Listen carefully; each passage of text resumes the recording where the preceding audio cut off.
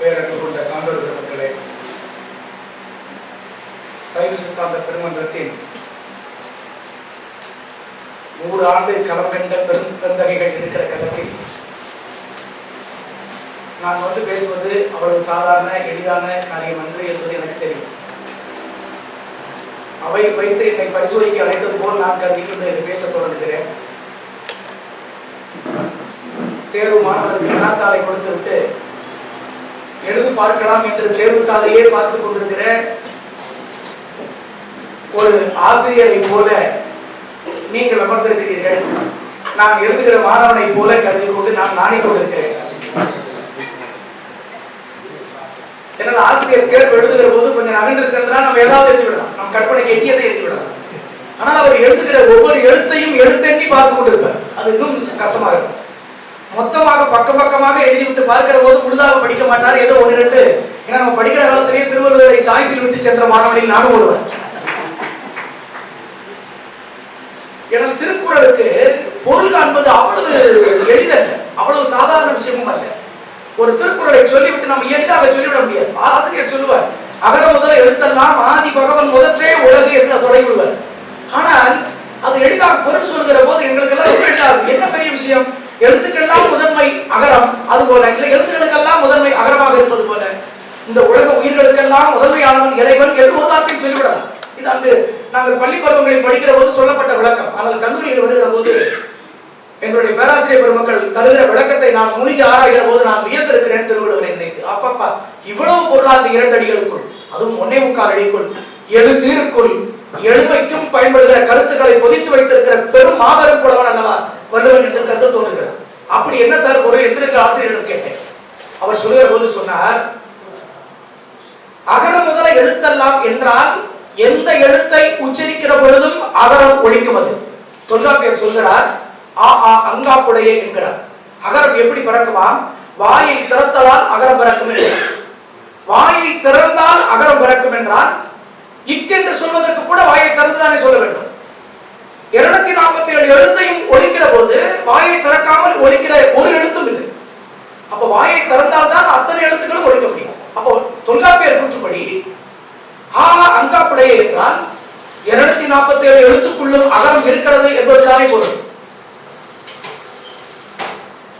247 எழுத்துக்களும் அகரம் இருக்கிறது என்றால் அப்ப அதை போல எல்லா உயிர்களுக்குள்ளும் இறைவன் இருக்கிறான் என்றுதானே வள்ளுவன் சொல்ல வருகிறார் என்று சொன்னார். எல்லா எழுத்துக்களும், அதனால்தான் சொன்னார், அகர முதல எழுத்தெல்லாம் ஆதி பகவன் முதற்றே உலகு. எல்லா உயிர்களுக்குள்ளும் முதலிலிருந்தே அவன் உயிரை படைக்க தொடங்குகிற பொழுதே எல்லா உயிர்களுக்குள்ளும் நானே இருந்து இயக்குகிறேன் என்று சொன்னார்.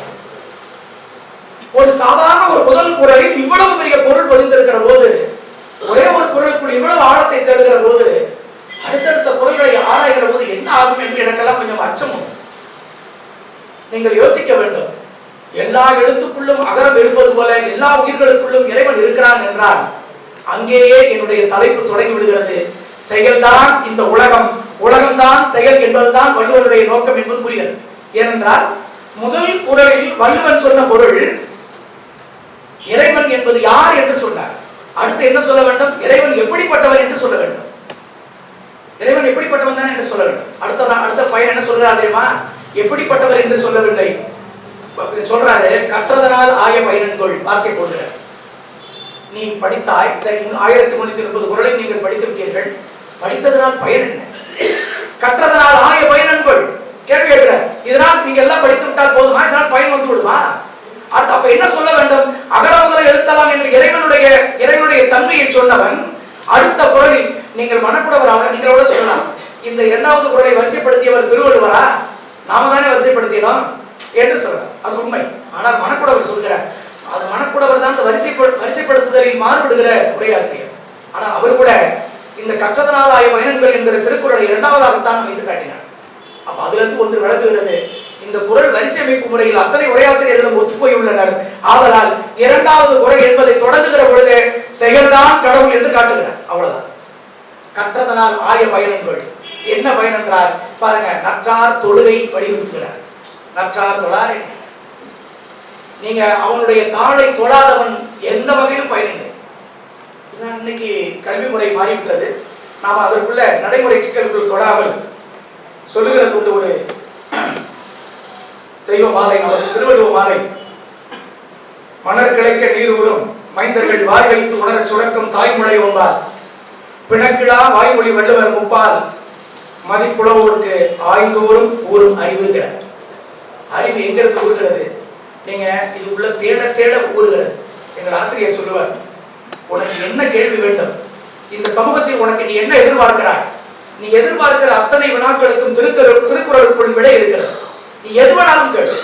நான் ஒருத்தரை காதலிக்க வேண்டும், இவர் என்னை காதலிக்கிறாரா என்பது உனக்கு தெரிய வேண்டுமா? திருக்குறளை பற்றிப்பார். அவன் பதில் சொல்கிறார், நோக்கோக்க வாய்ச்சொல்க நீ என்ன பயணம் விளையாடுகிறார், கண்ணோடு கண் நோக்கோக்கிங்கிற.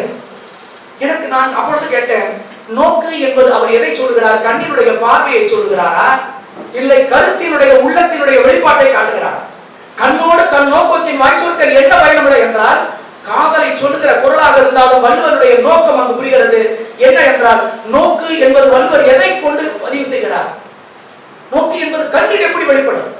அப்ப கண் ஒரு பெண்ணை பார்க்கிறேன், அவள் கண்ணில் மலர்கிற அந்த மலர்ச்சியை வைத்துக் கொண்டு என்னை சிரிக்கிறாள் என்று நான் எடுத்துக்கொள்வது தகுமா? இப்படி யோசிக்கிற பொழுது அப்ப அந்த நோக்கு என்பதற்கு பொருந்திட வேண்டிய கட்டாயம் வருகிறது. நான் சொல்வது உண்டு, நான் பல தொல்காப்பியத்தில் ஒரு நூற்பா உண்டு, நோக்குக்கு சொல்கிற பொழுது நோக்கிடப்படுவது என்று தொல்காப்பியர் விளக்குவார். நோக்கு என்பது கண்ணோடு நோக்குவதல்ல, மனதோடு நோக்குவது என்ற வழிபாடுவார். மனதுதான் அங்கு வெளிப்படும். கண்ணினுடைய மலர்ச்சியில், கண்ணினுடைய வெளிப்பாட்டில் மனதை காட்டிவிடும். அப்ப வள்ளுவரினுடைய நெஞ்சம் என்ன? இப்ப ஒரு உதாரணமாக சொல்லலாம். ஒரு தொலைநோக்கி கருவி கிடைக்கிறது, ஆனால் அவனுக்கு கண்ணில்லாதவனால் இந்த தொலைநோக்கி கருவியினுடைய பயன் என்ன? சரி, ஒருவன் அறிவில்லாதவன், ஆனால் கண்ணு தெளிவாக இருக்கிறது, அவனால் அந்த தொலைநோக்கி கருவியினுடைய பயன் என்ன? ஒரு பயன் இல்லை. அப்ப தொலைநோக்கி கருவி யாருக்கு பயன்படும்? அறிவோடு தொலைநோக்கி பார்க்கிற அந்த அனுபவம் இருக்கிற கண்ணுடையவனுக்குத்தான் தொலைநோக்கி கருவி பயன்படும். அப்ப அவனுக்கு காட்டுகிற வானிலை தான் உண்மையான வானிலை. கண்ணில்லாதவனுக்கு வானிலை தெரிவதில்லை, கண்ணிருக்கிறவனுக்கு வானிலை தெரியும், ஆனால் அது என்ன என்கிற அறிவு இல்லை இருக்காது. அப்படி என்றால் இந்த இடத்தில் வள்ளுவனை நான் கொஞ்சம் நுணுகி ஆராய்ந்து பார்க்க வேண்டும். அவருடைய நெஞ்சத்தை ஆழ்ந்து பார்க்க வேண்டும். அவருடைய நோக்கம் என்ன? உடம்புதான் மனிதன் என்று சொன்னால் ஏற்றுக்கொள்வாரா? உடம்புதான் மனிதன் என்று சொன்னால் நாம் ஏற்றுக்கொள்வோமா? உடம்புக்குள் இருக்கிற உயிர் இயக்கம் இருக்கிறது, அதையும் நினைத்தால் தானே மனிதன் என்று ஒத்துக்கொள்வோம். சொன்னவனுடைய கருத்தாலம், உணர்ச்சி, அவனுடைய நுகர்ச்சி, சொல்ல தூண்டிய சூழ்நிலை, அவன் எதிர்பார்க்கும் பயன், இதையெல்லாம் உயிராக கண்டால்தான் வள்ளுவனினுடைய நெஞ்சம் போய். நீங்கள் ஒன்றை சொல்வதற்கு முன்னால் அவன் ஒன்றை சொல்லுகிறான். நட்டார் போல நல்லவை சொல்லினும் ஒட்டார் சொல் ஒல்லை உணரப்படும், உறாதவர் போல் சொல்லினும் செரார் சொல் ஒல்லை உணரப்படும். பாருங்க, வெளிப்பட்ட பொய் சொல் வழியும் நெஞ்சம் உண்டாகும் என்கிறார். ஏன்னா சொல்பன்மையில் அவன் காட்டுகிற ஆழத்தை நாம் பார்க்க வேண்டும். வெளிப்பட பேசுகிற சொல்லெல்லாம் சொல்லாகிவிடார். இப்ப நம்ம எல்லாம் இங்க உள்ளாட்சி தேர்தல் நிறைவுற்று இருக்கிறோம். இன்னைக்கு பார்க்கிறோம், எல்லாரும் வாக்கு கேட்டு செல்கிற போது அரசியல்வாதிகளுக்கு சொல்கிற வார்த்தை, உங்களுக்கு வாக்களிக்காமடா, இவருடைய சொல் சொல்லாகிவிடுமா? நீங்க கேட்டு எங்க வீட்டு தேடி வந்து விட்டீர்கள், உங்களுக்கு ஓட்டு போடாமலா? ஒரு வார்த்தையை எளிதாக அள்ளி சொல்லி விடுகிறோம். ஆனால் அப்படியா செய்கிறோம்? அப்ப சொல்லுக்கும் செயலுக்கும் வேறுபாடு இருக்கிறது அல்லவா? அப்ப வள்ளுவன் சொல்லுக்கும் செயலுக்கும் வேறுபாடு இருக்கும் அல்லவா? ஏதோ என்ன சொல்ல வருகிறான் என்பதை அவருடைய ஆழ்ந்த உள்ளத்தினுடைய நெஞ்சத்தை பார்க்க வேண்டும். ஒரு பொருளை சொல்கிற போது நம்ம யதார்த்தமா பேசுகிற ஒன்று உண்டு.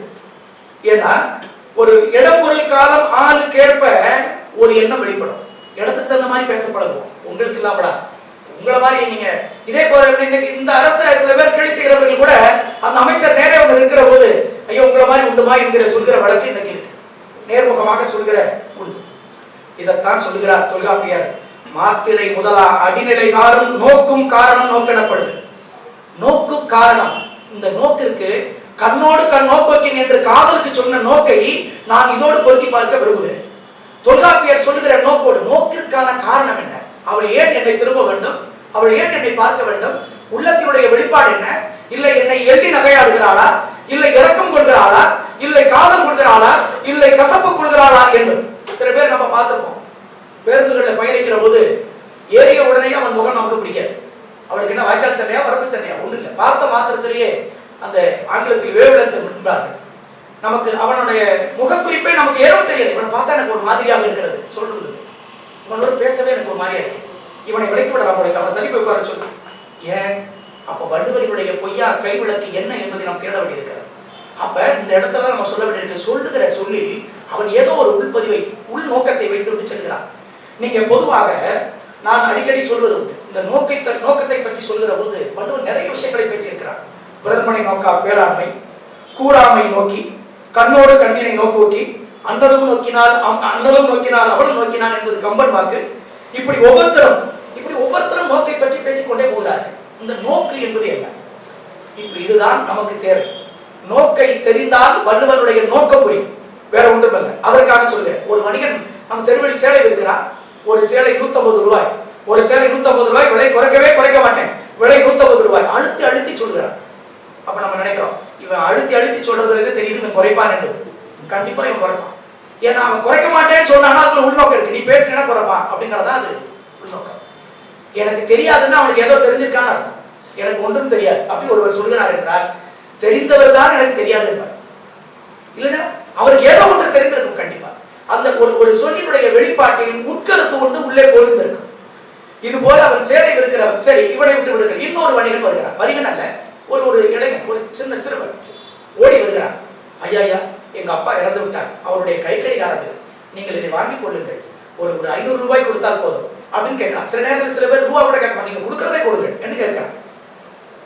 இந்த சேலைக்காரன் நம்பிடுவான். அவன் 150 ரூபாய் சொல்லுகிறான், 50 ரூபாய் குறைத்து கேட்டால் கொடுத்து விடுவான்.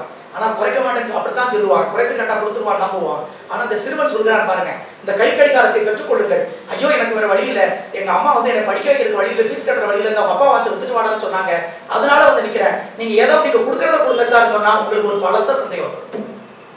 என்ன சந்தேகம்? கொடுக்கறத கொடுங்க. ஒருவேளை எங்கேயாவது திருடி கொடுத்துருப்பானோ, இல்ல இவன் வீட்டுல திருடிட்டு அவங்க அப்பாவோட வாட்ச திருடிட்டு கதை சொல்கிறானோ என்ன அவனை சுத்தமா நம்ப. ஆக அந்த சேலை வணிகனை நம்புவதை கூட அந்த சிறுவனை நம்ப மாட்டோம்.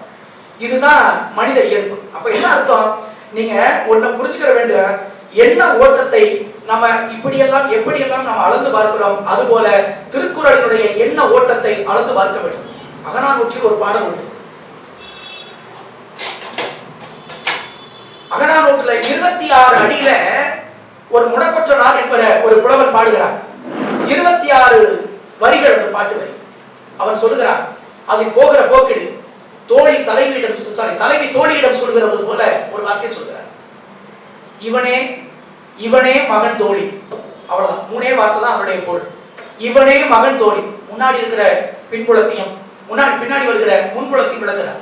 எப்படிப்பட்ட சூழ்நிலையில தலைவி இந்த தோழியை பார்த்து இந்த வார்த்தையை சொல்லுகிறார் என்று விளக்குகிறார். இவனே மகன் தோழி, இவனே மகன் என்று ஆராய்கிற போது மகன் சொல்லுகிறார். எந்த சூழலை விவரிக்கிறார் தெரியுமா? முடக்கம் சொன்னார். அவர் சொல்லுகிற போது ஆரம்பத்தில் சொல்லி வருகிறார், இவள் காட்டு பக்கத்தில் பூ பறித்துக் கொண்டிருக்கிறார், சோலை வனப்பகுதியில் பூ பறித்துக் கொண்டிருக்கிற போது திடீரென இவளுக்கு ஏதோ ஒரு புயல் பால உள்ளே வீசிக்கொண்டு போகிற போது அந்த புயல் வீசத்தில் மரத்தில் உரசுகிற அந்த உராயில் இவளுக்கு எப்படி கேட்கிறதா சத்தம், ஏதோ புலி வந்தது போல இருக்கிறது. ஐயோ புலி புலி என்று தம்பி ஓடுகிறார். தம்பி ஓடி குதித்து மாய்கிற போது தோழி ஓடி ஒருவன் மறைகிறார்கள். எங்க இருக்கு ஒருத்தர் பின்னால் ஒருத்தர் மறைந்து கொண்டு ஓடுகிற போது தலைவன் குறுக்கே நிற்கிறார். என்ன சொல்றார் தெரியுமா? எங்கே புலி, எங்கே காட்டுங்கள். வில்லை எடுக்கிறார், அம்பை தொடுக்கிறார், எங்கே காட்டுங்கள். முறுக்கிய ஆண்மையும் அவனுடைய ஆளுமையுடைய சொல்லும் வெளிப்படுவத வண்ணம் வீரத்தின் விளைநிலமாய் பாய்ந்து நிற்கிறார். பாய்ந்து நிற்கிற இளைஞன் கேட்கிறார், எங்கே புலி? நான் புலி வந்தது போல கனா கண்டேனா, இல்லை புலியைத்தான் பார்த்தேனா தெரியவில்லை. ஐயோ புலி போல எனக்கு தோன்றியது என்று ஐயமுற்று வேதம் கொடுக்கிறாள். வியர்வை கொட்டி நிற்கிறாள். அப்ப பார்க்கிறார், ஒன்றுமில்லை, பயம் கொள்ளாது, நான் இருக்கிறேன் என்கிறார். அவ்வளவுதான். இதை பார்த்துவிட்டு தலைவி வீட்டுக்கு வருகிறார். வீட்டுக்கு வந்தவுடன் சொல்கிறார், இவனே மகன் தோழி. இவ்வளவுதான். அம்மா கேட்டா தோழியை பார்த்து, ஏமா மகள் ஒரு மாதிரி மந்திரிச்சு விட்டது மாதிரி அழுகிறாளே, என்ன பிரச்சனை, இவளுக்கு என்ன நடந்தது, என்ன நேர்ந்தது என்று கேட்கிறார். ஐயோ நான் ஒன்றும் அறியேன், ஆனால் ஒரு சம்பவம் ஒன்று நிகழ்ந்தது. நிகழ்வை விளக்குகிறார். நிகழ்வை விளக்கி விட்டு சொல்கிறார். அப்பொழுது அவள் சொன்ன வீட்டுக்கு வந்த பின்னால் சொன்ன ஒரே வார்த்தை இதுதானம்மா, இவனே மகன் தோழி என்ற ஒரு 3 வார்த்தை மட்டும் சொல்லி செல்கிறார். எனக்கு என்னவென்று தெரியாது. இப்ப பாருங்க, இவ்வளவு பின்புலத்தை விளக்கி இந்த 3 சொற்கள் விளக்க. ஆனால் ஒரு 7 சொற்களில் எவ்வளவு பொருள்களை புரிய வைத்திருக்கிறான் வள்ளுவன். இவனே மகன் தோழி என்று மணிமேகலையில மகன் என்கிற சொல்லுக்கு கணவன் என்கிற பொருள் வருகிறது. அப்ப கணவன் என்று வருகிற போது மகன் என்ற சொல்லுக்கு கணவன் என்று சங்க காலத்தில் பொருள் வழங்கப்பட்டிருக்கிறது. அப்ப இவனே மகன் தோழினா இவனே கணவன் தோழி என்று முடிவெடுத்துட்டான். என்னை ஆளுமை செய்ய தகுதி உடையவன் இவனே. இந்த முடிவை சொல்வதற்கு 26 வரிகளில் எடுத்துக்கொள்கிறார். ஒரு சாதாரண ஒரு சம்பவம், ஒரு நிகழ்வு. யோசிக்க வேண்டும். நீங்க இங்கதான் நான் திருவள்ளுவரை எண்ணி பார்க்கிறேன். அடையப்பா, அகநானூற்று நெடுந்தொகையில் 26 அடிகளில் சொல்லப்பட்ட விஷயத்தை 1.25 அடியில் சொல்லி செல்கிறானே ஒருவர். அது மட்டும் இல்ல, நீங்க பொதுவா உண்டு. ஆனா உலகம் எதை வியந்து பார்க்கிறது? அகநானூரை வியந்து பார்க்கிறது. எங்கள் ஆசிரியர் சொல்லுவார், கம்பன் கழகத்திலே கம்பராமாயண சொற்பொழிவு கேட்டால் 500 பேருக்கு மேல் கொடுக்கிறார்கள், எப்படிடா அப்படின்பாரு. ஆனா திருக்குறள் மன்றத்தில் சொற்பொழிவு என்றால் 50 பேர் கூட அதிகா இருக்கிறது, அது எப்படி? ஆமா, இங்கதான் ஒரு பிறர்மனை நோக்காத, பொய் சொல்லாத, கல்லு குடிக்காத, அட்வைஸா படிக்கிறது தான் எவசாரி கேட்பான்னு நான் சொல்லிவிட்டேன். அங்க அப்படி இல்ல, அடுத்த கொண்டாடி தூக்கிட்டு போயிட்டாங்க. அப்புறம் தூக்கிட்டு போய் இவனுக்கு அடுத்தவனுடைய குடும்பத்தை கெடுத்தா அலாதியான ஒரு பிரியம். ஏன் தூக்கிட்டு போய் அடுத்தது என்ன இந்த நாடகத்துல தொடர்கள் இப்ப போடுறான், கரெக்டா கொண்டு பிடிச்சிருவான். நாளைக்கு என்ன வேலை இருந்தாலும் சரி, சாப்பாட்டுக்கு இல்லாட்டாலும் போய் கரெக்டா போய் தொடர பார்த்தா அந்த அளவுக்கு மூளையை செலவி செய்கிறது. அது போல கொண்டு போய் அவர் பாட்டிப்படுறாரு. ஒவ்வொரு கட்டத்திலும் போய் எண்டிங்ல என்ன நினைக்கிறாரு, ஒரு த்ரில்லோட பாட்டிப்படுறாரு. அங்க போனா சுக்ரீவன் மனைவி அங்க தூக்கி போயிட்டாங்க, இங்க போனா வாலியோட மனைவியை சுக்ரீவன் இது பண்ணி வாலி போய் சுக்ரீவனுடைய மனைவி பாதுகாத்து வச்சிருக்கான், அது என்னடா வச்சுக்கிறான். இங்க போனா அடுத்தது இப்படி வந்த ஒவ்வொரு இடத்துலயும் பெண்களை மையம் விட்டாங்க, சொற்படாங்க. ராமனை விரும்பி போன அவன் மூக்க விட்டான். என்னடா இப்படி ஓடுகிற களங்கள்? உங்களை ஒவ்வொரு இடத்துலயும் அடுத்த எனக்கு டெய்லி நம்ம அன்றாட நிகழ்வுகள் நடக்கிற நிகழ்வோடு ஒட்டி போகுது இல்ல. இங்க அப்படி இல்ல, அடுத்த முன்னாடி பார்க்காத, பொய் சொல்லாத, கல்லு குடிக்காத, இன்னா செய்யாத, இது கூடா நட்பு, இதெல்லாம் சொல்லுகிற போது எவன் கேட்பான்?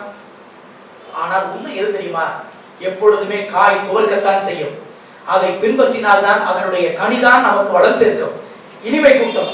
அதான் சொல்கிறார். அதுல நீங்க அது மட்டும் இல்ல, உலகில் வாழ்வதற்கு சொல்றாரு. மக்கள் பேரு, விருந்தோம்பல், சுற்றம் தளார், ஈகையும் நல்குறவும், இரவும் மருந்தும். அடையப்பா, இந்த அதிகாரத்திற்கு பேர் திருக்குறள் அதிகாரம் இல்ல, இது உலகியல் அதிகாரம்.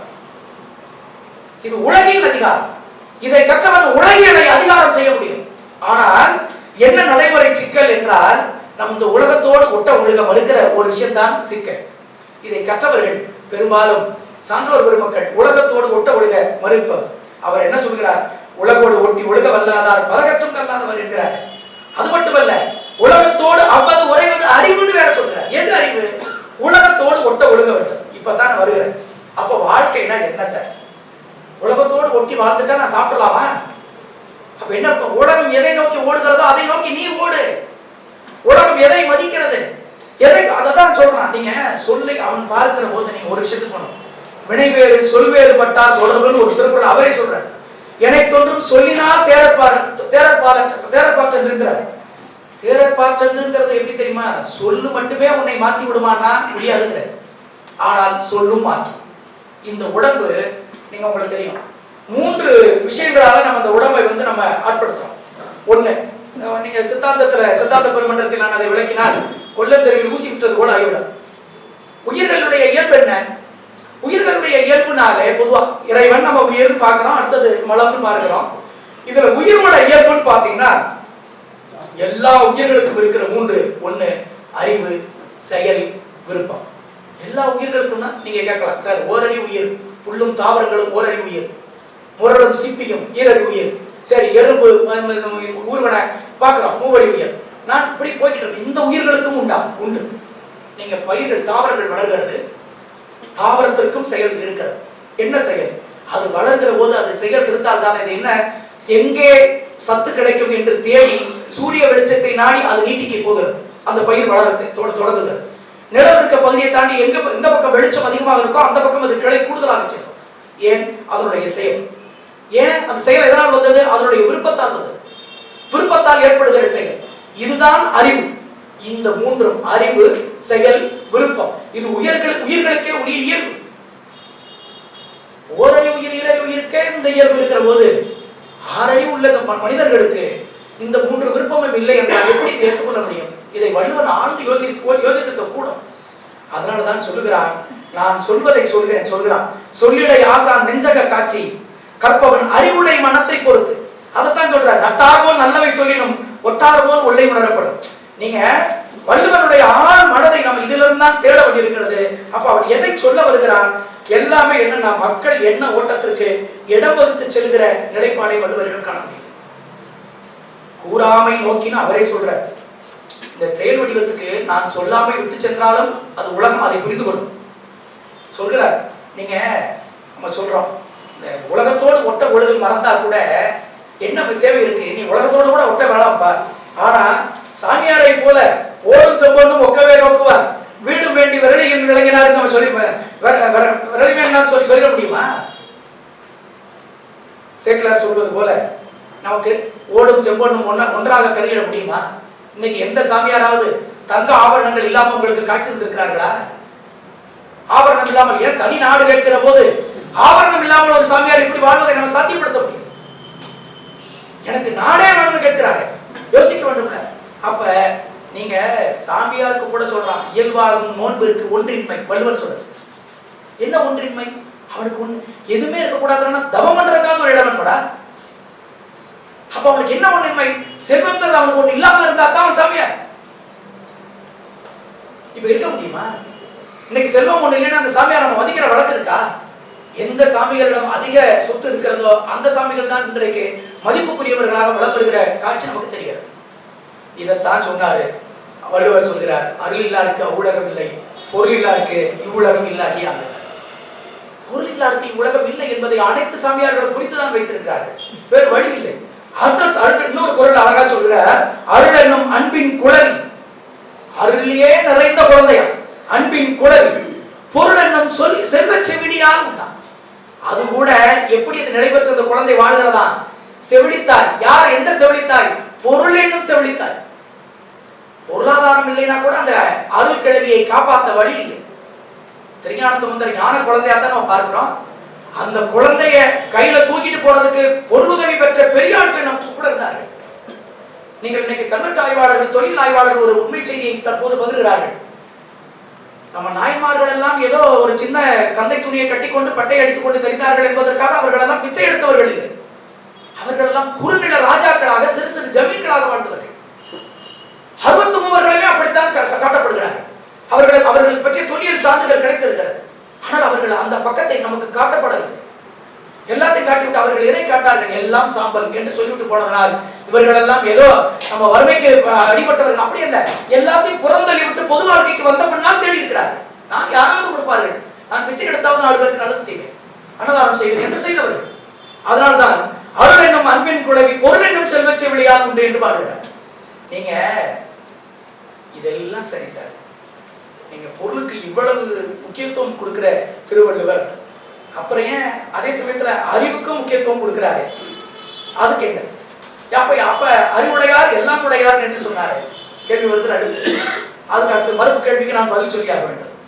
அறிவினால் ஆகுவது உண்டோன்னு அவன் தான் சொல்றான் பழைய படிக்கும். அப்ப அறம்போலும் கூர்மை என்று சொல்கிறார். அப்ப இதெல்லாம் என்ன, எதை காட்டுகிறது? ஒழுக்கம், செயலற்ற அறிவினுடைய இழிவு. கேட்டுங்க, ஒழுக்கம், இந்த செயலற்ற அறிவினுடைய இழிவு ரெண்டையும் அறிவுடை செயலினுடைய உயர்வு, இதை வித்தியாசப்படுத்துறதுக்காகத்தான் இதை காட்டுகிறார்.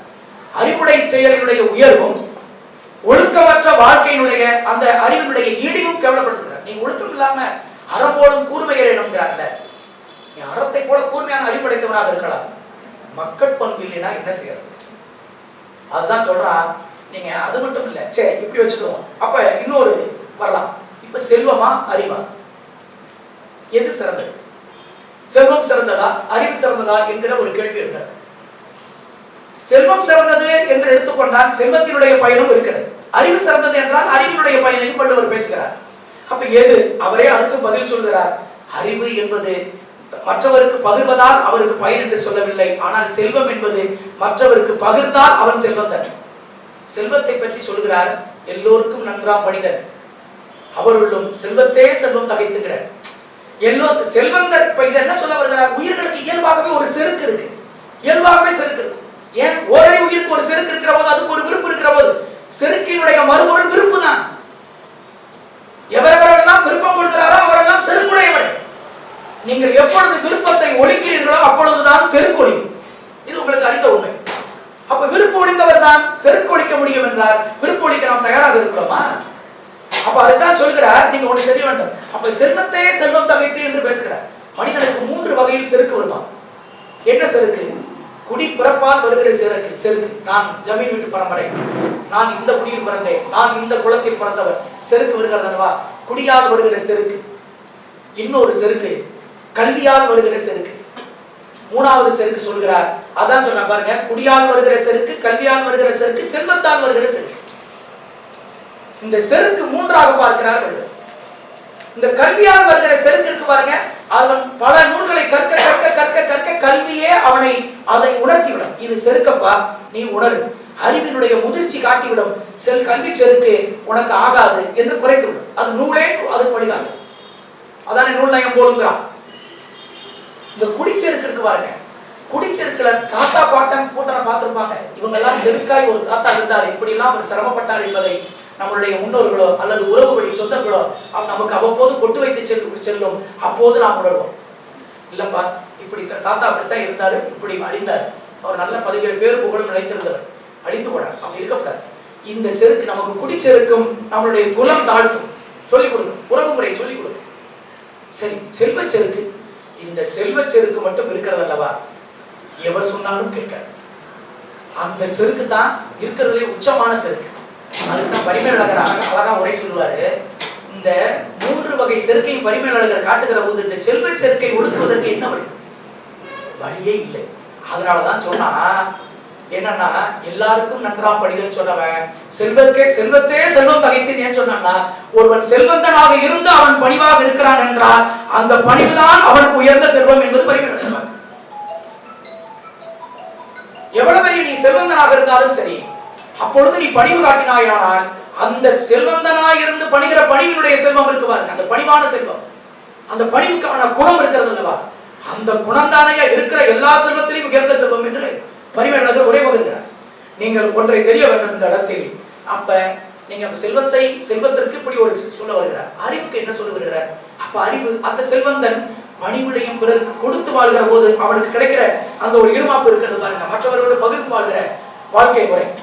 அதாவது நீங்க உழைத்தலில் ஒழுகல் சிறந்தது என்பது அறிவுக்கு சொல்கிற விளக்கம். செல்வம் துய்த்தலிலும் கொடுத்தல் சிறந்தது என்கிற சொல்கிற விளக்கம். எதனால் வருகிற சிறப்பு? செல்வத்துக்கு எது சிறப்பு? துய்த்தலிலும் கொடுத்தல் சிறப்பு. அறிவுக்கு எதனால் சிறப்பு? உரைத்தலிலும் ஒழுகல் சிறப்பு என்கிறார்.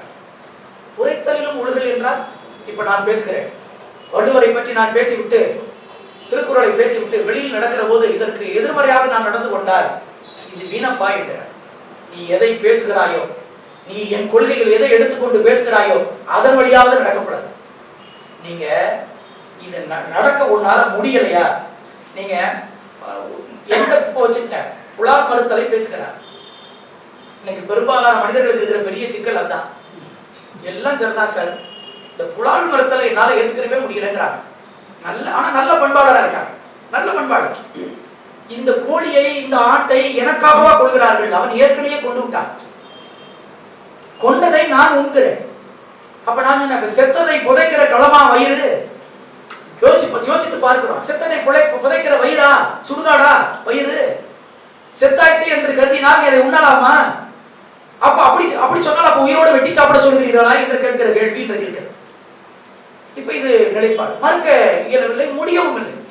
இது நம்ம ஒத்துக்கொண்டுதான் ஆக வேண்டும். ஆனா வள்ளுவர் சொன்ன எல்லா கொள்கையும் பின்பற்றி விட முடிகிறது, இது ஒன்றை மட்டும் பின்பற்ற முடியவில்லை என்று சொல்கிற தமிழறிஞர்களை நான் பல பேரை பார்த்திருக்கிறேன். இது நீங்க ஒன்ன தெரிஞ்சுக்கணும். அப்ப என்ன சொல்ல வர்றாரு, எனக்கு தேவையான உனக்கு எது பயன்படுகிறதோ அந்த குரல் எடுத்துக்கொண்டாய் அல்லவா, அதையாவது பின்பற்றப்படாது. வாய்மை எனப்படுவது யாதன் என்கிறாங்க, அதையாவது பின்பற்று. தெரிகிறது அல்லவா வாழ்க்கை என்பது என்னன்னு தெரியல, பிறர்மனை நோக்கா என்பது தெரிகிறது அல்லவா, அதை பின்பற்று. கூடா நட்பு என்று தெரிகிறது அல்லவா, அதை பின்பற்று. எது ஆளுமைக்குரிய அழகு என்று தெரிகிறது அல்லவா, அதை பின்பற்று. எது காதலுக்கு அழகு என்பது தெரிகிறது அல்லவா, அதை பின்பற்று. எது பொருள், அதைத்தான் சொன்ன, அறத்தை வைத்தவன் பொருளை வைத்தான், இன்பத்தை வைக்கிறான். வாழ்வாங்கு வாழ்ந்து பழகு என்றுதானே சொல்லி வைக்கிறான். உனக்கு எதுவெல்லாம் விருப்பம் கொள்கிறதோ எதையாவது மறுத்திருக்கிறானா? இல்லை, அவன் இன்பத்தை தவிர்த்திருக்கிறான் என்றால் நமக்கு வாழ்வியலை விரும்பாதவன் வள்ளுவன் என்று பேசக்கூடாது. அப்ப இவருடைய ஒட்டுமொத்த நோக்கம் என்ன? செயல்தான் நோக்கம். வாசுவா மாணிக்கம் அவர்கள் உரை எழுதுகிற போது அழகா சொல்வார்கள், திருக்குறளை பற்றி ஆய்வு கட்டுரையில் ஒன்று தெளிவுபடுத்துகிறார்.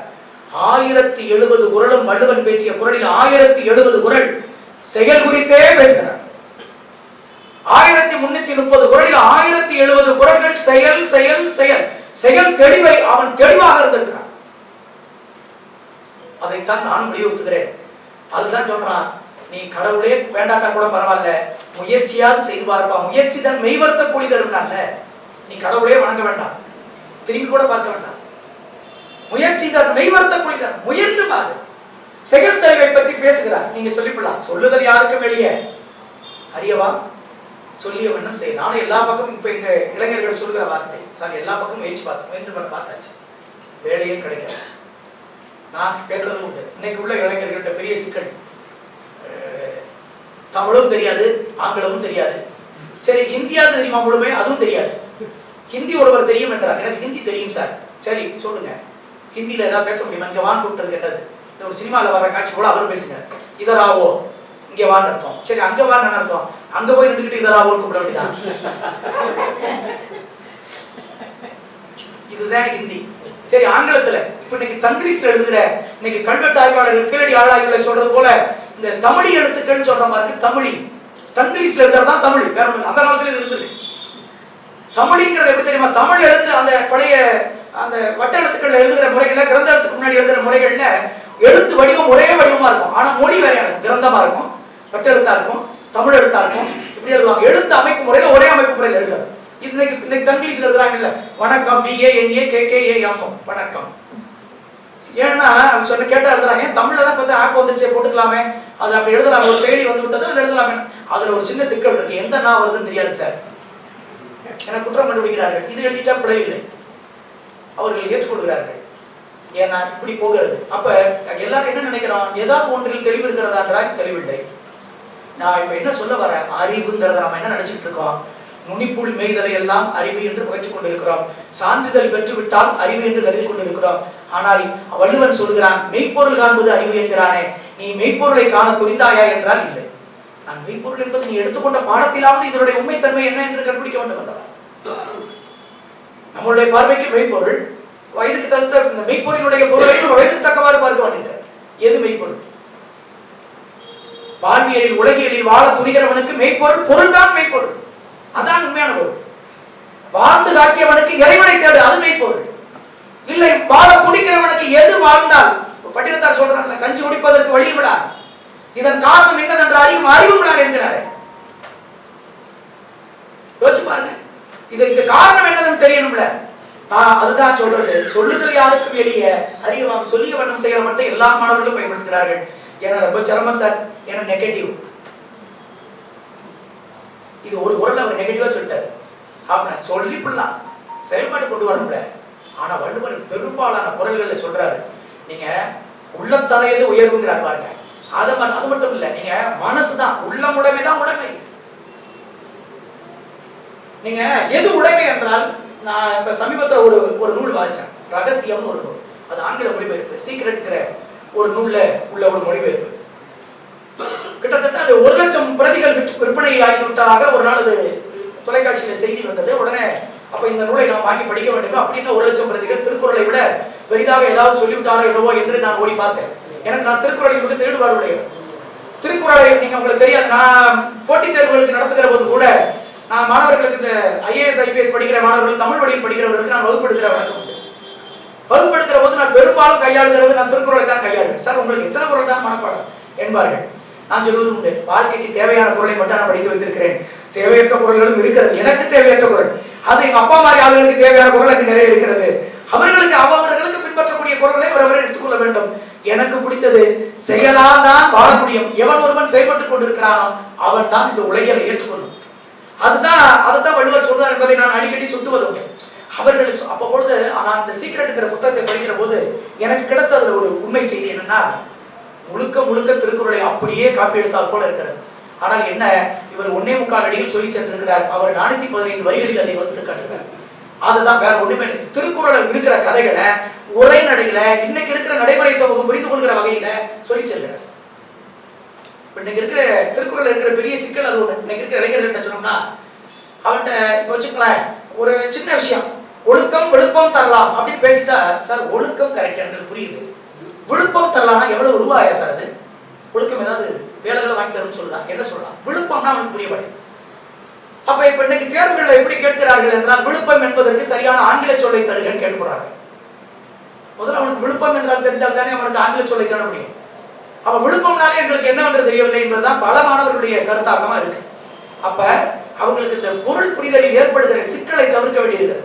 ரொம்ப எளிய நடைகள்ல அங்கங்க கையாள வேண்டியிருக்கு உரைகள். இப்ப நம்ம திருக்குறளை சீர்பிரித்து எழுதினால் கூட எங்க ஆசிரியர், எங்க பேராசிரியர்லாம் எங்களை திட்டுவார். தமிழ் படித்தவனா நீ? ஒரு சீரை கூட பிரிக்காமல் எழுத தெரியவில்லை. 4 சீர்னா அதுக்கான அந்த தலை பிரித்தால் தலை தட்டாமல் இருக்க முடிய அளவுக்கு இந்த சீர் இருக்கணும். அந்த 7 சீர் என்பது ரொம்ப கவனமா இருக்கணும். 8 சீர் ஆகிடக்கூடாது. பிரிச்சோம்னா போச்சு.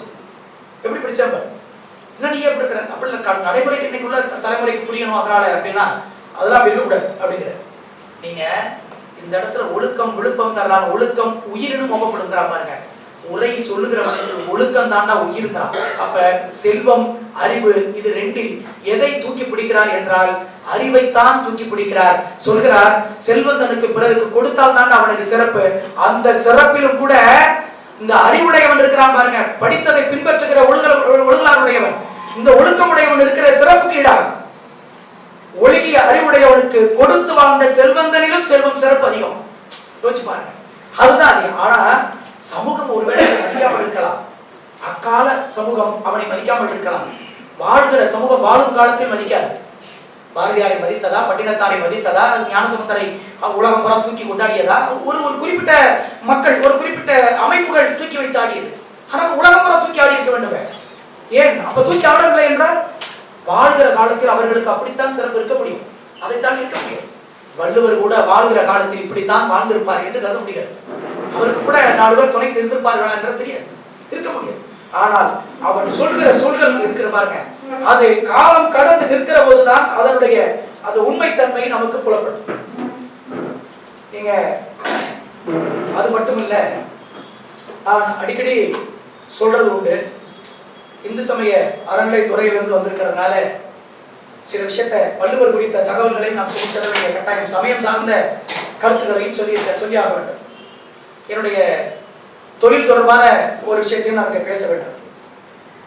வள்ளுவருக்கு காவி உடை பொருத்தலாமா பொருத்தக்கூடாதாங்கிறது மிகப்பெரிய சர்ச்சையை ஏற்படுத்தி விட்டது. இது உங்கள் கருத்து என்ன என்று பல பேர் எங்களெல்லாம் கேட்கிறது உண்டு.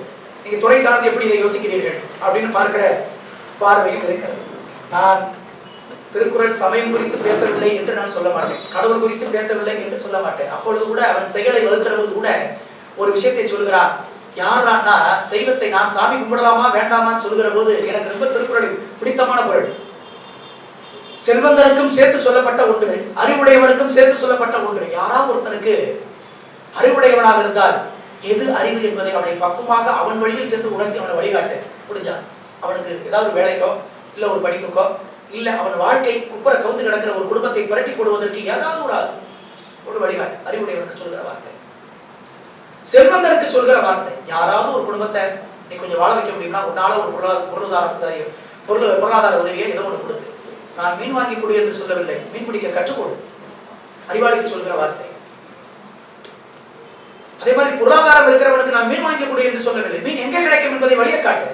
முதலில் அவன் தவிக்கிறவனுக்கு தவிப்பவனுக்கு தண்ணீர் கொடு, முதலில் அடுத்தவனுக்கு அடுத்த முறை என்ன பண்ணுவது அதற்கான வழிவகுத்து கொடு, ஒன்றாக முடியும். வழியை காட்டினால் அவன் பிழைத்துக் கொள்வான். இது வள்ளுவர் சொல்கிறார், குடி செய்வல் என்னும் ஒருவருக்கு தெய்வம் மடிதற்றுத்தான் முந்துருவான்.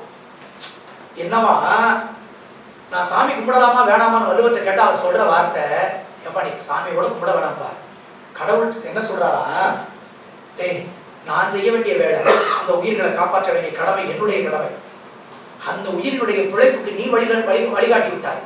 அதனால நான் உன் வீட்டுக்கு இடுப்புல துண்டை கட்டிட்டு வந்து நம்ம வீட்டு வாசல் நிற்கிறா, உனக்கு நான் என்னப்பா செய்யணும்? குடிசெய்வல் என்னும் ஒருவருக்கு தெய்வம் மடிதற்று தான் முந்துருவான். இடுப்புல துண்டை கட்டிட்டு தோல்ல விளக்கிற துண்டை எடுத்து அவன் எஜமானன் ஒருவனே, அவன் ஒருவனே நமக்கு முதலாளி, நாமெல்லாம் அவனுக்கு தொழிலாளி, அவன் நாட்டுக்கு ஆடுகிறவர்கள். அப்படி இருக்கிற போது அவன் முதலாளி எனக்கு தொழிலாளியாக வந்து என் வீட்டில் வந்து இடுப்பில் துண்டை கட்டி கொண்டு உனக்கு நான் என்னப்பா செய்யணும் என்று கேட்பாராம். குடிசெய்வல் என்னும் ஒருவருக்கு, யாரோ ஒரு குடும்பத்தை செய்து வைத்தவனுக்கு ஒரே ஒரு குடும்பத்தை ஒன்னால் ஆக்கப்படுது. இது அறிவினாலும் ஆகும், இது செல்வத்தாலும் ஆகும். செல்வந்தருக்கும் இது முடியும், இது அறிவாளிக்கும் இது முடியும். நீங்க ஒரு விஷயத்தை நம்ம நல்லா யோசிக்கணும். இப்படி அப்ப சமயத்தை பற்றி வள்ளுவனுடைய நோக்கம் என்ன? ஒரு குடும்பத்தை செய்ய வேண்டும், ஒரு குடும்பத்தை காப்பாற்ற வேண்டும் என்று சொல்கிறவன் தெய்வத்தை கூட நீ தொழ வேண்டாமாப்பா, நீ இங்க வா, அங்க போய் நான் என்ன சொல்றான்னு கேளு, நான் ஓ வீட்டுக்கு நான் வந்து நிக்கிறேன், உனக்கு என்ன செய்யணும்? எல்லாரும் போய் கோயில நிக்கிறேன், நீ எதுக்கு கோயிலுக்கு வந்த? நான் கோயிலுக்கு போனா சொல்றான், நீ எதுக்கு நான் கோயிலுக்கு வந்த? நான் தான் ஓ வீட்டுக்கு விடுப்புல துண்ட கட்டி வந்து நிக்கிறேன் ஓ வாசல்ல. நீங்கள் பார்க்கிறது அங்கு இறைவனுடைய உருவம், ஆனால் இறைவனுடைய உள்ளம் இங்கு உங்க வீட்டுக்கு வந்து. அப்ப இவர் சமயத்தை பற்றி பேசாதவர் என்று சொல்லிவிட முடியுமா? சமயத்தை பற்றி பேசுகிறவர் தான். இங்கு சண்டை அதுவல்ல, யார் சமயத்தை பற்றி பேசுகிறார் என்பதுதான் சண்டை. ஒருவர் அறுவகை சமயம் என்கிறார், இன்னொருவர் என் சமயம் என்கிறார். ஆனா இப்ப நம்ம எல்லாம் சொல்லுவோம், சைவ சித்தாந்த பெருமன்றத்துல வந்து நான் மாத்தி பேச முடியாது. அதுக்காக நான் உங்களுக்கு சார்ந்து நமக்காக சார்ந்து பேச முடியாது. நானும் சார்ந்தவன் தானே, நமக்காக சார்ந்து பேச முடியாது. என் குணத்தான் ஈசன் என்கிறாரு. அப்ப அப்படியானால் அப்ப அவர் சைவ சித்தாந்தம் பற்றி பேசுகிறார் என்பது நம்ம கருத்து. ஆனால் சொல்கிறார் ஒருவர், ஒரு நாயனார் சொல்கிறார், ஒரு சைவ சமய பெரியார் தான் சொல்றார், தேவர் குரலம் திருநான் மறைமுடியும் மூவர் தமிழும் முனிமொழியும் கோவை திருவாசகமும் திருமூலர் சொல்லும் ஒரு வாசகம் என்று உணர். பாருங்க, இது முனி ஒன்னா ஒதுக்கி காட்டுறார். தேவர் குரலும் திருநான்மறை முடியும் மூவர் தமிழும் முனிமொழியும் கோவை திருவாசகமும் திருமூலர் சொல்லும் ஒரு வாசகம் என்று உணர். இது எல்லாம் ஒரே வாசகம் தான், நீங்க மாத்தி யோசிக்க வேண்டாம். இவருடைய கருத்தை கேட்டா நம்ம ஒரு முடிவுக்கு வந்துடலாம், சைவ சித்தாந்தை சார்ந்தவர் தான் திருவள்ளுவர். சரி, இப்ப வைணவ சமயத்தை சார்ந்தவர்கள் இருக்கிறாங்க, அவங்க தாமரை கண்ணான் உலகு என்ற ஒரு வரியை எடுத்துக்கொண்டு அவர்கள் இல்லை இவர்கள் வைணவ சமயத்தை தான் சார்ந்து பேசியிருக்கிறார்கள் என்று அவர்கள் பேசக்கூடும். சரி, சமண சமயத்தை சார்ந்தவர்கள் இருக்கிறார்கள், அவர்கள் என்ன நினைக்கிறார்? மலர் மிசை ஏகினான் மானடி சேர்ந்தார் என்று பேசுகிறார்கள். அவருடைய தெய்வம் மலர் மேல் நடக்கக்கூடியவன் என்கிற கருத்து அவருடைய கருத்து. அப்ப அவர்கள் என் சமயத்தை தான் பேசியிருக்கிறார் என்று பேசுகிறார்கள். பௌத்த சமயத்தை சார்ந்தவர்கள் தொழுவு குறித்து பேசுகிறார். பிறந்தோர் உருவது பெரிய துன்பம், பரவார் உருவது பெரும்பேரின்பம் பற்றி வருவது ஆரம்பித்தனால் இவர் வந்து எங்களுடைய தொழு வாழ்க்கையை பேசுகிறார், அதனால் இவர் பௌத்த சமயத்தை சார்ந்தவர் என்று அவர்கள் சொல்லக்கூடும். இப்படி ஒவ்வொருத்தருடைய தரப்பையும் எடுத்துக்கொண்டால் இப்படி அவரவர் சமயத்துக்கு அவரவருக்கு இடம் கொடுத்து செல்கிறார். அப்படியானால் திருவள்ளுவர் அவரவர் எடுத்துக்கொள்கிற அவரவருக்கு உரிமையுடைய ஒருவராகத்தான் எனக்கு தெரிகிறார். எல்லாருக்கும் பொதுவான சமயத்தவரைத்தான் அவர் தென்படுகிறார். அது மட்டுமல்ல, இது காலத்தால் பொது நூலாக ஒரு தனி பொது அதாவது பொது தனி மனிதன் என்று கூட சொல்லலாம். அவர் பொது தனி மனிதன், கருத்தால் அவன் தனியானவன், பொதுவானவன், எல்லா சமயத்திற்கும் பொதுவானவனாகத்தான் எங்களுக்கு தெரிகிறார். ஆதலால் நீங்கள் இப்ப நம்ம பெரிய வஉசியை கூட அவர் பெரிய சுதந்திர போராட்ட வீரர், செக்கெழுத்த செவ்வழுங்கிறீங்க. ஆனா அவரை கொண்டு ஒரு குறிப்பிட்ட சாதி சங்க தலைவராக்கியவுடன் அடுத்த சமயத்துக்கார திரும்பி அடுத்த சாதிக்கார திரும்பி பார்க்காத நிலை வந்தாச்சு. இதை பத்தி நம்ம யோசிக்க வேண்டாமா? எவ்வளவு பெரிய ஆள், எல்லாரும் தூக்கி போற்றக்கூடிய ஒரு ஒப்பற்ற ஒரு தலைவனை ஒரு குறிப்பிட்ட சாதி சங்க தலைவனாக எப்படி நம்ம பார்க்க முடியும்? இப்ப நம்ம ஆட்சியில் எடுத்துக்கிட்டோம்னா காமராஜர் ஆட்சிக்கு ஈடுல என்கிறார்கள். அப்ப இவரை போய் ஒரு சாதிக்கான தலைவராக்கி விட்டார்கள் இன்னைக்கு. அப்படி ஆக்கிட்டா அடுத்த சமயத்துக்காரர் பேசக்கூடாதுன்னு அர்த்தம். யாரையாவது ஒரு தலைவர் பேசி விட்டால், நான் ஒரு பள்ளியில் பேசுகிற போது காமராஜரை பற்றி பேசி விட்டேன், ஒருவர் வந்து பக்கத்தில் கேட்டார், உங்களுடைய நிறத்தோடு ஒப்பிடுகிற போது நீங்கள் நாடார் சமூகத்தை சேர்ந்தவராக தான் இருக்க முடியும். நான் பேசியது அத்தனை போச்சுங்க, நான் போயிட்டு வரேன்னு சொல்லி வெளியே வந்தாச்சு. அவ்வளவுதான். என்ன நோக்கத்துக்காக வந்தோமோ நோக்கம் செத்து போச்சு. ஆக நீ என்ன பேசினாலும் பேசு, கடைசியில நீ யார்? இதுதான் கேள்வி. மனிதனாக பார்க்கிற பார்வை என்று வளர்கிறதோ இதுதான் வள்ளுவனுடைய நோக்கம். எந்த இடத்திலையும் சாதியோ சமயமோ குலமோ எவனையும் தூக்கி பிடிக்கிறது, எல்லாத்தையும் தாண்டி மனிதம் தாங்க உச்சத்தை தொடுகிறது. நீங்க அதுதான் நான் சொல்றது உண்டு. சொல்றா இன்னொரு இடத்துல சொல்கிற போது ஒரு வெள்ளி விதியார் பாடுகிறார், செய்யா மொழிக்கும் திருவள்ளுவர் மொழிந்த பொய்யா மொழிக்கும் பொருள் ஒன்று, செய்யா அதற்குரிய அந்தனரே ஆராயின் ஏனை இதற்குரியர் அல்லாதார் இல். நீங்க சொல்றா பாருங்க, வேதங்கள் ஓதுவதற்கு நாங்கள் தான் உரியவர்கள் அவர்கள் பேசினால் கூட திருக்குறளுக்கு உரியவர் நான் தான் என்று ஒருவர் உரிமை கொண்டாட கூடாது வெள்ளி விதியார் பேசுகிறார். யோசிச்சு பாருங்க. அப்ப அவங்களுடைய நோக்கத்தை பாருங்க. இத்தனை தமிழ் அறிஞர்களுடைய நோக்கத்தையும் தாண்டி நாம் ஒரு சமயத்திற்காக அவரை வளைத்துக் கொண்டு ஒரு உலகளாவிய அதான் சொன்னால நீங்க திருக்குறள் வந்து பாத்தீங்கன்னா உலகம் போற்றும் நூல். இது நான் மொழி கடந்து பேசுகிற நூலாகத்தான் நான் பார்க்கிறேன். அதனால்தான் தமிழ் என்கிற சொல் கூட திருக்குறளில் ஒரு இடத்தில் கூட கையாளவில்லை. மொழிதான் தமிழாக இருந்ததை ஒழிய எந்த இடத்திலாவது மொழியின் சிறப்பை பேசுகிறாரா வள்ளுவர்? பேசல. அவனுடைய நோக்கம் மனித சமூகத்துக்கே அறிவுரை சொன்னவன், வாழ்வியலுக்கே வாழ்வாங்கு வழிகாட்டியவன் வள்ளுவன். இதுதான் என்னுடைய கருத்தாக நான் பார்க்கிறேன். ஆற்றல் அழியும் என்று அந்தணர்கள் நான்மறையை போற்றி உரைத்து ஏட்டின் புறத்தெழுதா ஏட்டெழுதி வல்லுனரும் வல்லாரும் வல்லுவனார் முப்பாலை சொல்லிடினோம் ஆற்றல் சோர்வு இன்று என்று எழுதுகிறார். நீங்க மற்றும் ஒரு கௌதமனார் புலவர் இதை பாடுகிறார், சொல்கிறார், வேதத்தை ஏன் ஏட்டில் எழுதவில்லை என்றால் வாய்மறையாக வந்தால்தான் அதனுடைய தகுதி கூடும், தரம் கூடும். வாய்மொழியாய் வந்தால்தான் இதற்குரிய தகுதி இன்னும் மென்மேலும் வளரும் என்று கருதினார்கள். ஒரு காலத்தில் உங்களுக்கு தெரியும், நான் கோயில்களை சாமி படங்களை வீட்டில் வைக்கிறது குற்றம் என்று கருதிய காலம் உண்டு. வீட்டில் படமே வைக்கக்கூடாது. இன்னைக்கு கூட மூலவரை போட்டோ எடுக்கக்கூடாதுன்றது இன்னைக்கு வரைக்கும் வச்சிருக்கோம். மூலவரை எடுக்கக்கூடாது. இப்ப இந்த ஆர்ட் படங்களை வரைஞ்சதையும் இந்த உற்சவரையும் எடுத்துக்கொண்டு தான் போட்டோ எடுத்து நம்ம இப்படி படங்களா வைக்கிறோம். மூலவருடைய படத்தை வீட்டில் வைத்தா குடும்பத்துக்கு ஆகாதுன்னு ஒரு கருத்து வைத்திருக்கிறோம். பெரும்பாலும் குடும்பத்துக்கு ஆகாது. அதனாலதான் மூலவருடைய படத்தை எடுக்காதீர்கள் அப்படி என்று சொல்கிற வழக்கு. ஒரு காலத்துல இறைவனை வரைந்ததே எதிர்ப்பு தெரிவித்தார்கள். ரவிவர்மா காலங்கள்ல அவர் ஓவியர், சிறந்த ஓவியங்களை வரைகிற போது அவர் முதலில் கடவுளைத்தான் பார்த்து வரைகிறார். வரையக்கூடாதுன்னு அவருக்கு எதிர்ப்பு வந்திருக்கிறது. கடவுளுடைய பிரதிபங்களை இப்ப நீங்க வருஷம் பிறந்தாச்சு, உங்களுக்கு தெரியும். நீங்க ஒவ்வொரு வருஷமும் பிறந்த உடனே நம்ம படுகிற ஒரு சின்ன சிரமம் என்ன தெரியுமா? சாமி படங்களோட கேலண்டரை வீட்டுல வந்து மாட்டிடுவோம். போன ஆண்டு சாமி படத்தை குப்பையில ஓட மனசு வராது. இது எங்க போடுறது? சாமியை போய் குப்பையில போடலான்னு ஒரு மன உறுத்தல். கடைசியில என்ன வாங்க, கபாலீஸ்வரர் நவகிரக சுத்தி கொண்டு எல்லாரும் வச்சிருக்கிறார். அவர் என்ன விடுவாரு? அவர் அள்ளி கொண்டு குப்பையில விடுவார். எல்லாம் ஒண்ணுதான். அதுக்கு நம்மளே குப்பையில போட்டுக்கலாம். இந்த குப்பையில போடுற பணி அவர் கொடுத்துறோம். இதை நினைத்துத்தான் பல நேரங்கள்ல ஒருவேளை அந்த காலத்தில் இதை உருவாக்கி இருப்பார்களோ, இந்த படம் கொலதானால் இதை கொண்டு வெளியில போட வேண்டியிருக்கும். சாமி எப்படி கீழே போடுறது? சரி, இது எரிக்கவும் முடியாது. கிழிக்கிறது, கடவுளை எப்படி கிழிக்கிறது? பாரதி சொல்கிற போது சொல்லுவான், எழுத்தும் தெய்வம் எழுதுகோளும் தெய்வம். எழுத்தும் எழுதுகோளும் தெய்வமாகிற போது எங்க வீட்டுல சொல்லுவாங்க, நியூஸ் பேப்பரை தரையில போட்டு உட்கார்ந்தா எங்க அப்பா உடனே அடிப்பாரு. எந்திரா, என்ன நீ படிக்கிற? அது எழுத்து, அதுல போய் வர்ற அப்படிப்பாங்க. ட்ரெயின்ல போற போது நியூஸ் பேப்பரை அதெல்லாம் வைக்கப்படாது, வேற வேற துணி எடுத்து எழுத்து இருக்குல்ல, அதுல அது கசக்கி எரிகிற பேப்பராக இருந்தாலும் கூட அதுக்குள் எழுத்து இருக்கிறதா. எழுத்தும் எழுதுகோளும் தெய்வம் என்பார். நான் கூட நினைக்கிறது உண்டு, எந்த ஜென்மத்தில் செய்த புண்ணியமோ. வள்ளுவன் தான் சொல்கிறான், தக்கார் தகவலார் என்பது அவரவர் எச்சத்தாறு காணப்படுகிறான். தக்கார் தகவலா, நான் நல்லவன் கட்டவங்கிறது என் பிள்ளைகள் வழிதான் அறிய முடியும். இப்ப நீங்களெல்லாம் நல்ல சபையில் இப்படி காலையில 8 மணிக்கு அதிகாலையில அது ஒரு குளிர் அறையில ஒரு பெரிய பரப்புல உட்கார்ந்து அருமையான ஒரு சூழலை கேட்கிற ஒரு வாய்ப்பு நமக்கு கிடைத்திருக்கிறது என்றால், இது பாருங்க, நீங்கள் செய்த புண்ணியம், உங்க அப்பா அம்மாக்கள் செய்த புண்ணியம். நீ நன்றாக நலமாக இருக்கிறாய் என்றால், எந்த சிந்தையின்றி கலக்கமான சிந்தை இல்லாமல் தெளிந்த ஞானத்தோடு உட்கார்ந்து ஒரு செய்தியை கேட்கிற பக்குவத்திற்கு நம்ம கடவுள் வாழ்க்கையை கொடுத்திருக்கிறான் என்றால், உம்மை பெற்றவர்கள் புண்ணியம் செய்தவர்கள். தக்கார் தகவலார் என்பது அவரவர் எச்சத்தாறு காணப்படும் என்கிறார்.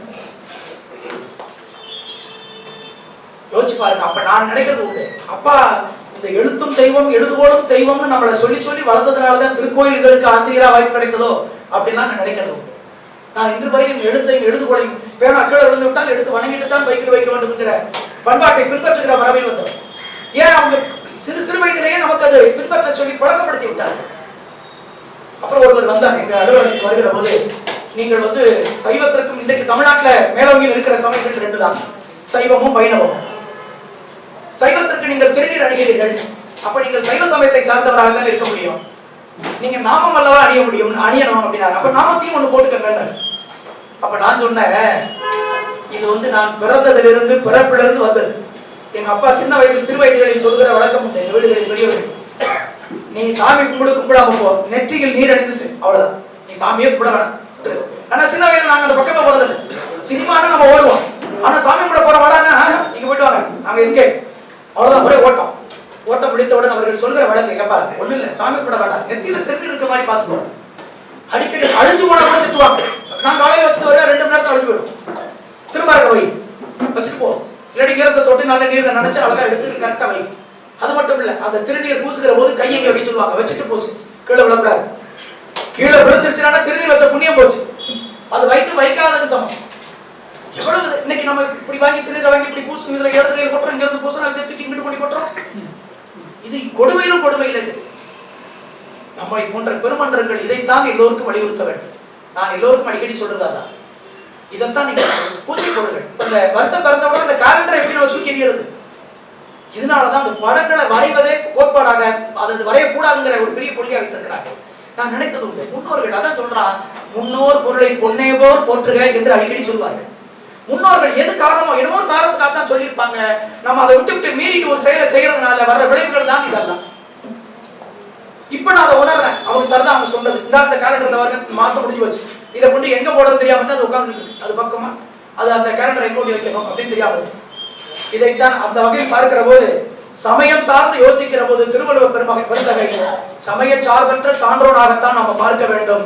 இது உலகளாவிய பொதுமறையான தெய்வத்தை, என்ற தெய்வத்தினுடைய வடிவங்கள் வேறு, நதிகள் வேறாக இருந்தாலும் கலக்கிறது கடலில் என்பது போல பல்வேறு கிளைகளை பற்றி பேசினாலும் அவன் கலக்கும் இடத்தை பற்றி கவனமாக பேசியிருக்கிறான் வள்ளுவர்.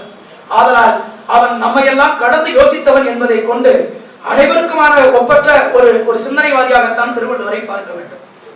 அது மட்டுமல்ல, கடைசியா ஒரு நிறைவு செய்யற இதோட முடிச்சுட்டு ஒரு கருத்தை மட்டும் சொல்லிவிட்டு சொல்றாரு, எல்லாம் சரி, ஓதி உணர்ந்தும் பிறருக்கு உரைத்தும் தானடங்கா பேதைகள் பேதையார்கள்.